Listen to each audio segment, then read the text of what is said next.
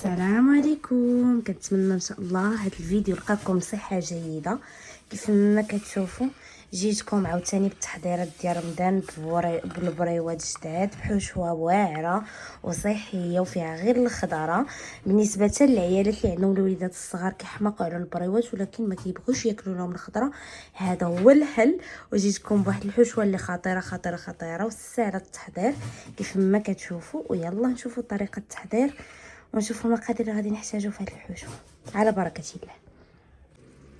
بالنسبه للمكونات اللي غادي نحتاجو في الحشوه الثانيه، عندي هنايا الكفته او اللحم المفروم، عندي الكورجيت وخيزو اللي حكيتهم بالحكاكه الكبيره على هذه الطريقه، عندي فلفل الوان انا استعملت الحمراء والخضراء، ممكن تستعملوا حتى الصفراء قطعتها على شكل مربعات، وعندي جوج حبات صغار ديال البصله اللي مقطعين على شكل مربعات صغار. هادو هما المكونات اللي غادي نحتاجو في الحشوه رقم جوج. ويلا نشوفوا الطريقه ديال التحضير ديالها. اما بالنسبه للحشوه الثانيه كيف ما وريتكم المقادير اللي غادي نحتاجو، اول حاجه غادي نحط البصله اللي عندي مع ضامه ديال الكنور، شويه الملحه، بزار، زيت العود، وغادي نضيف لها شويه ديال المعجون ديال الثومه، وغادي نخليها تقلى وتدبل حتى طيب وطيح مزيان. عاد نشوف الخطوه اللي من بعدها. كما كتشوفوا معايا من بعد ما دبلات البصله ضفت ليها الفلفله حلوه حيت كتشد الطياب، غير نحس بها هبطات او دبالت غادي نضيف ليها الخيزو، غادي نخلي الكورجيت هو الاخر حيت هو ما كيشدش الطياب بزاف، وغنبقى نستمر في التحريك حتى تشحر عندي الخضره كامله وتدبل وطيح.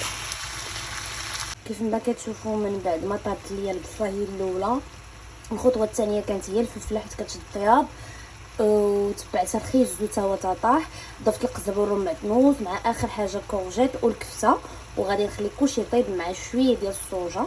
وممكن الصوجه كتبقى اختياريه، كاين اللي كيبغيها، كاين اللي كيفضلها فات الحشوات، كاين اللي ما كيبغيهاش.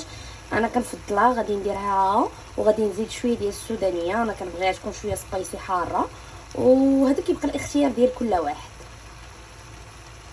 وكيف ما كتشوفوا معايا النتيجه النهائيه من بعد ما عمرت البريوات، وانا متاكده ما كايناش شي مرة ما كتعرفش تعمر البريوات، داكشي علاش قلت في هذا الفيديو نعطيكم غير الحشوه وكل واحد ويديرهم كيف ما بغا. كاين اللي كيبغيهم على شكل بريوات، كاين اللي كيبغيهم مسيكار، كاين اللي كيبغي يديرهم ميني بسطيله او ميني بريوات صغار، كل واحد وكيبقى الاختيار ليه من ناحيه الحاج ومن لا فورم اللي بغا او الديزاين اللي بغا. وكيف ما كتشوفوا الحشوه راه خفيفه وسهله التحضير، وكنتمنى ان شاء الله هذا الفيديو يعجبكم. ما تنسوش تدعموني بدير لايك وديزابوني والكومونتير وتفعلوا لي الجرس وتصيفطوا هاد الوصفات للحباب والصحاب اللي يقدروا يحتاجوا بحال هاد النوع ديال الوصفات.